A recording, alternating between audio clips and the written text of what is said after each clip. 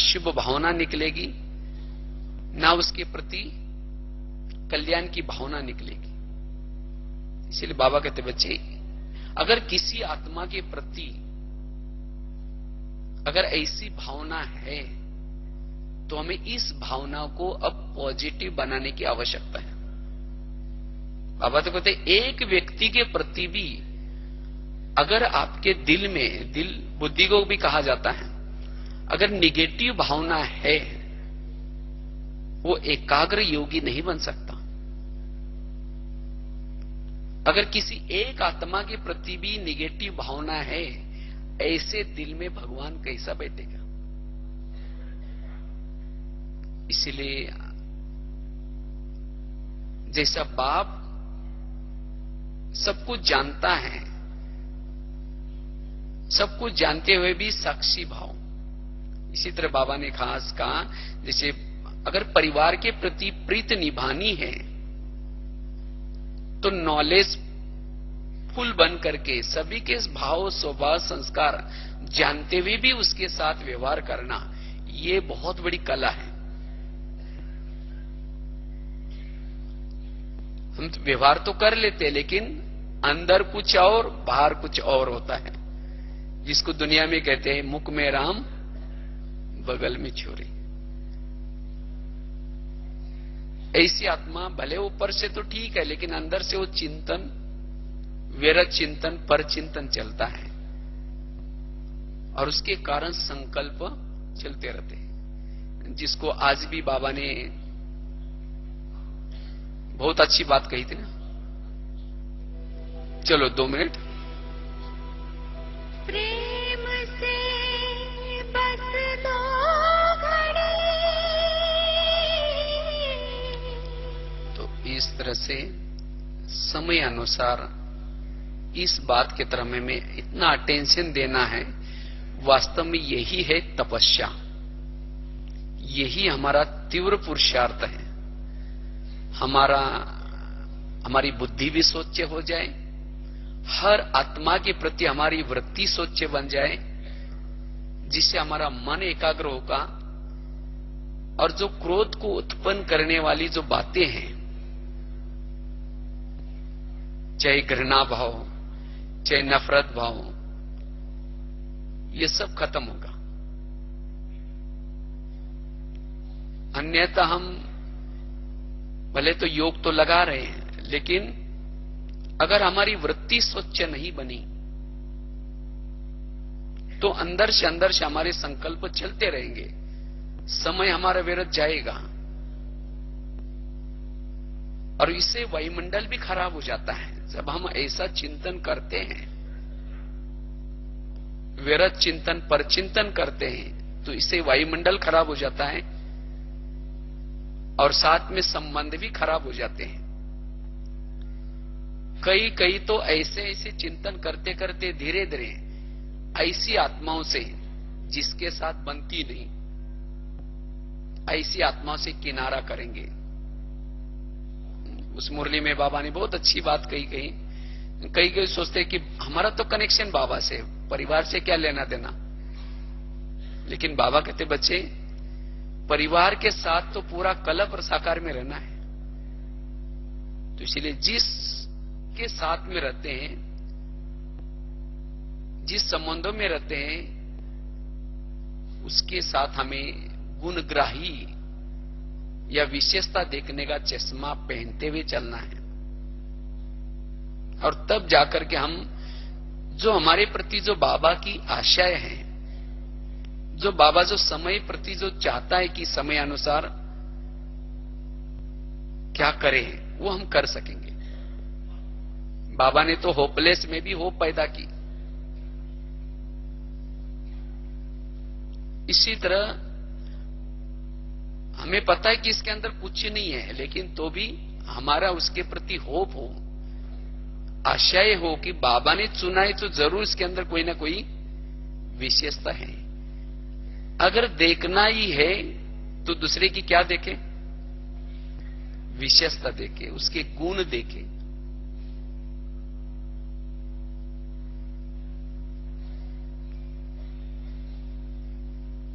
अन्यथा अवगुण देखने से उस आत्मा से भी किनारा, धीरे धीरे उसे पढ़ाई से भी किनारा हो सकता है। ऐसे कई घटना हमने खुद अपने आंखों से देखी है। बहुत अच्छा सेवा में आगे बढ़ने वाले, बहुत सेवा करने वाले, लेकिन धीरे धीरे ये परचिंतन, परदर्शन और परमत, इसके जाल में फंसने से आज वो ज्ञान में नहीं है।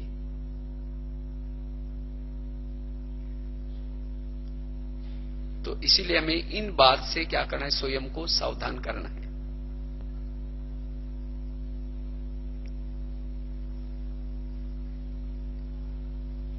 एक बहुत सुंदर, एक कुछ दिन पहले हमने एक मराठी में आर्टिकल लिखा था, उसमें एक बहुत सुंदर एक कहानी लिखी थी। इस कहानी को मैंने काफी दिनों से अपने जीवन में लाने का प्रयास किया, और इस कहानी ने मुझे काफी बार, अगर मन में किसी के प्रति कुछ आता भी है, लेकिन जब मैं ये कहानी याद करता हूं तो मुझे उस पर चिंतन या पर दर्शन से छूटने के लिए बहुत, एक कहानी मुझे मदद करती। एक बहुत अच्छा एक सत्संग चलता था, काफी सारे लोग उसमें आते थे। तो एक शिष्य गुरुजी को कहता है, गुरुजी मैं इतना भक्ति करता हूं, मुझे कोई वरदान दो। तो गुरुजी ने कहा ठीक है, क्या वरदान चाहिए? कहता है कि मेरे बारे में सबके दिल में क्या चलता है, इतना मैं जानना चाहता हूं। कहा कि ठीक है, इसके लिए मैं तुम्हें वरदान देता हूं, साथ में एक छड़ी देता हूं।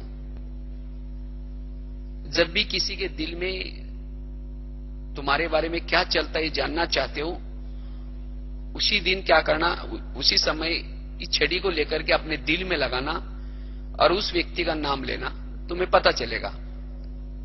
तो कहा ठीक है। तो गुरुजी ने उस शिष्य को वरदान दिया, छड़ी दी, वो शिष्य चला गया। तो एक दिन उसको याद आता है, वो पहले सोचता है कि पहले मैं गुरुजी की चेकिंग करता हूं, तो गुरुजी के दिल में मेरे बारे में क्या चलता है। तो क्या किया, उस छड़ी को दिल में लगाया और गुरुजी का नाम लिया। जब गुरुजी का नाम लिया तो थोड़ी सी छड़ी काली हो गई। जब छड़ी काली हो गई, उसको लगता है गुरुजी के अंदर मेरे बारे में कालापन है, तो इनको गुरुजी बना करके क्या फायदा, फिर सत्संग में आना बंद हो गया। एक दिन हो गया, 2 दिन हो गया, कई दिन हो गए। फिर गुरुजी एक दिन उसके घर में जाते हैं, कहते क्या जी आजकल आप सत्संग में नहीं आते? नहीं जी, थोड़ा सा काम है, घर में मेहमान आते हैं, थोड़ी हमारी परीक्षा भी चल रहे हैं, और कहा कि थोड़ा दुकान भी नए नए चालू किए हैं। वो कुछ ना कुछ बहाना बताता है। गुरुजी ने कहा कि पहले आप 6 साल से आते थे, चाहे आंधी आए, चाहे तूफान आए, चाहे कुछ भी हो जाए, आप हमेशा आते थे, अभी क्या हुआ? नहीं, कहा कि थोड़ा सा, नहीं जरूर कुछ बात है। कहा कि आपके अंदर मेरे बारे में कालापन है। शिष्य ने कहा इसका कारण मैं नहीं आता हूं। तो गुरुजी ने कहा ठीक है, मेरे अंदर तुम्हारे बारे में कालापन है, लेकिन तुमने चेक किया कि तुम्हारे अंदर कितना कालापन है? उसने कहा नहीं चेक किया। चेक करो। उस शिष्य ने छड़ी को दिल में लगा करके अपना नाम लिया, तो अपनी पूरी छड़ी काली होगी। गुरुजी के तो थोड़ी सी काली थी, लेकिन उसकी पूरी काली। तो अपनी छड़ी पूरी काली देकर के उसको शर्म आई, सिर नीचे झुकाया। उस समय गुरुजी ने कहा कि कोई बात नहीं, मेरी भी छड़ी पूरी काली थी, लेकिन मैंने तपस्या करते करते करते इतनी बची है, वो तो मैं कर ही रहा हूं तपस्या, वो तो निकल जाएगी। लेकिन अगर तुम मेरे को देख करके आश्रम में आना बंद करोगे तो क्या हो जाएगा? तुम्हारी जो सफेद बनने जा रही है वो भी क्या हो जाएगी? काली बन जाएगी। तब वो शिष्य को लगा कि गुरुजी आज आपने कितनी बड़ी बात कही, मैं कितना बुरा काम करने जा रहा था। कहा कि कोई बात नहीं, आज से कभी भी किसी की बुराई मत देखना। और फिर उससे वो शिष्य आना शुरू करता है। इसी तरह कहीं हमारा भी ऐसा ना हो जाए।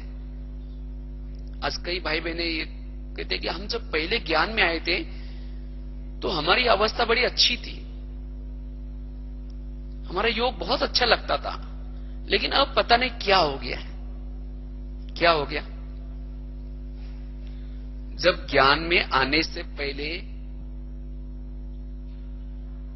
उस टीचर बहनों के प्रति, उस सेंटर के प्रति, मधुबन के प्रति भावनाएं बड़ी ऊंची थी। हमें और कोई भी नॉलेज नहीं था, बस इतना ही, बस ये महान है, ये देवी देवता बनने वाले हैं। लेकिन जब हम यहां आए, धीरे धीरे औरों को देखना शुरू किया, वो क्या करता है, वो ऐसा करता है, ये ऐसी करती है। जब ये देखना शुरू किया, चिंतन शुरू किया, भावना बदल गई। जब भावना बदल गई तो योग भी लगना कम हो गया। इसीलिए कोई भी हालत में हमारी भावना नेगेटिव न बन जाए, यह हमें ध्यान रखना है। क्योंकि भावना और योग, इसका बहुत गहरा कनेक्शन है। जितनी हमारी भावनाएं हर आत्मा के प्रति ऊंची है, उतना हमारा योग भी ऊंचा है। भगवान से प्यार करने से पहले भगवान ने रची हुई दुनिया की हर आत्मा मुझे प्रिय चाहिए। बाबा ने क्यों कहा? ये चारों की तरफ निश्चय चाहिए, चारों बातों में निश्चय चाहिए। अगर परिवार के प्रति निश्चय नहीं है, इसका मतलब वो तीनों में भी हमारा निश्चय की कमी होगी। ड्रामा में निश्चय नहीं है, या बाबा में निश्चय नहीं है, क्योंकि बाबा ने उसको चुना हुआ है। जब बाबा पसंद कर रहे तो हम, इसलिए बाबा कहते बच्चे, उस आत्मा की जो स्वभाव या संस्कार, उसके नॉलेजफुल बनो। उसका पार्ट ही ऐसा होगा, तो जैसा पार्ट है वैसा वो जब बजाएगा। अब किसी का दासी का पार्ट है और हम अपेक्षा रखते कि ये राजा जैसे मेरे साथ व्यवहार करे, कैसा करेगा बेचारा? उसके संस्कार दासी की तरह है, तो हम बड़ी अपेक्षा क्यों रखें? इसलिए बाबा कहते बच्चे, साक्षी बनो और इस पर चिंतन, पर दर्शन, पर मत की जाल से मुक्त रहो। तब जाकर के हम आत्मचिंतन, परमात्मा चिंतन करके संगम की घड़िया को सफल कर सकेंगे। अन्यथा हम अनुभव की अथॉरिटी नहीं बन पाएंगे।